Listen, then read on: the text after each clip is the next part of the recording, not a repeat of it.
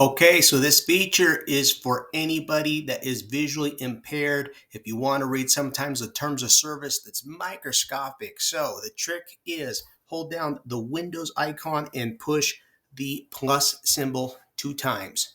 That's going to bring up this magnifier here. What's really great about that is I can go ahead and maximize it to 200% or even 300% to make sure that I can get a better visual.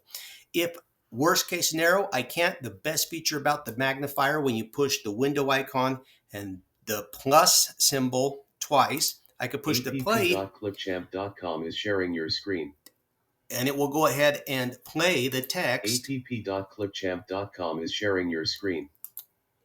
Let's see, I want to play the text. Michael Jovan, Michael Jovan, Michael Jovan, get your copy.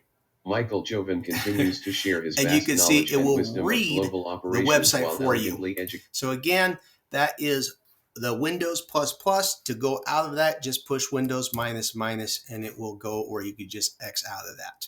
Hope that helps.